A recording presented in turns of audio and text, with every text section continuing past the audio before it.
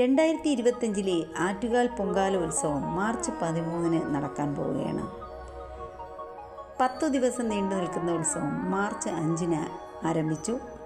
March 5 രാവിലെ 10 മണിക്ക് അമ്മയെ കാപ്പുകെട്ടി കുടിയിരുത്തൽ ആചാരത്തോടുകൂടിയാണ് ഉത്സവത്തിന് തുടക്കമായത്.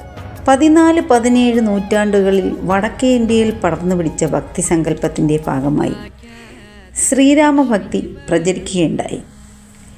ഡൽഹി സുൽത്താൻമാരുടെയും മുഗൾ സാമ്രാജ്യത്തിൻ്റെയും കാലഘട്ടത്തിൽ ഇസ്ലാം മത സങ്കല്പവും ഹൈന്ദവ ഭക്തി പ്രസ്ഥാനവും സമാന്തരമായി ഉയർന്നു വന്നു. അല്ലാഹുവിൻ്റെ രാജ്യവും രാമരാജ്യവും ഒന്നുപോലെ കാണപ്പെട്ടു.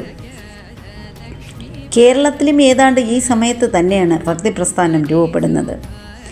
ഇവിടെ ക്രൈസ്തവ, ഇസ്ലാം, ഹൈന്ദവ ഭക്തി ഒരുപോലെയാണ് രൂപപ്പെട്ടത്. 13-ാം നൂറ്റാണ്ടിൻ്റെ അവസാന ഘട്ടത്തിൽ ജീവിച്ചിരുന്ന വില്വമംഗലം സ്വാമിയുടെ ശ്രീകൃഷ്ണാമൃതം ആണ് ആദ്യത്തെ ഭക്തികൃതി. വടക്കേ ഇന്ത്യയിലെ രാവണനെ നിഗ്രഹിച്ച രാമൻ രക്ഷകനായപ്പോൾ കംസനെ നിഗ്രഹിച്ച കൃഷ്ണനാണ് ഇവിടെ ആരാധ്യനായത്. ഇങ്ങനെ തുടങ്ങുന്ന വലിയ ചരിത്രം തന്നെ ഭക്തി പ്രസ്ഥാനത്തെക്കുറിച്ച് നമുക്ക് പറയാനുണ്ട്. എന്തുതന്നെയായാലും സ്ത്രീകളുടെ ശബരിമലയായ ശ്രീ ആറ്റുകാൽ ഭഗവതി ക്ഷേത്രം സാധാരണക്കാരുടെയും ഭക്തരുടെയും ഉപാസകരുടെയും അഭയസ്ഥാനമാണ്. കൊടുങ്ങല്ലൂർ ഭഗവതിയുടെ ചൈതന്യം തന്നെയാണ് ആറ്റുകാലിലും. ശാക്തേയ വിശ്വാസപ്രകാരം ജഗദീശ്വരിയും ആദിപരാശക്തിയുമായ ശ്രീ ഭദ്രകാളിയാണ് ആറ്റുകാലമ്മ. ആചാരത്തോടെ തിരുവനന്തപുരത്തുകാരുടെ പ്രാദേശിക ഉത്സവമാണ് ആറ്റുകാൽ പൊങ്കാല എങ്കിലും കേരളം ഒട്ടുക്കുള്ള സ്ത്രീകൾ ഏറ്റവും അധികം ഒത്തുകൂടുന്ന ഒരു ഉത്സവമാണിത്.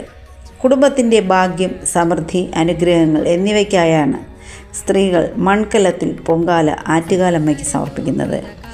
വമ്പിച്ച സ്ത്രീ പങ്കാളിത്തത്തിന് ഗിന്നസ് വേൾഡ് റെക്കോർഡിൽ ഇടം നേടിയതാണ് നമ്മുടെ ആറ്റുകാൽ പൊങ്കാല.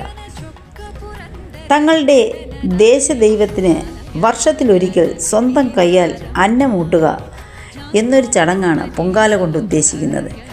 പൊങ്കാല ഇടുന്നവർ കാപ്പുകെട്ട് മുതൽ 9 ദിവസത്തെ വ്രതം അനുഷ്ഠിച്ചാണ് പൊങ്കാല ഇടുന്നത്. 7, 5, 3 ദിവസങ്ങൾ വ്രതം അനുഷ്ഠിച്ചും പൊങ്കാല ഇടാറുണ്ട്. നമ്മുടെ അഭീഷ്ടഭരദായിനിയായ ആറ്റുകാലമ്മയ്ക്ക് 2025 പൊങ്കാല സമർപ്പിക്കാൻ തയ്യാറാകുന്ന എല്ലാ ഭക്തജനങ്ങൾക്കും 1 കോടി പ്രണാമം. അമ്മയെ ശരണം.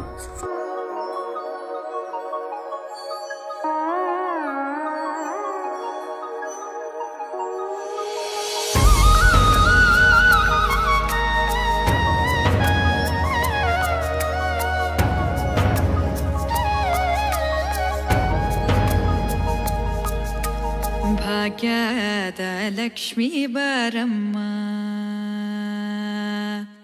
ಭಾಗ್ಯದ ಲಕ್ಷ್ಮೀ ಬಾರಮ್ಮ, ನಮ್ಮಂಬಲಿ ಸೌಭಾಗ್ಯದ ಲಕ್ಷ್ಮೀ ಬಾರಮ್ಮ.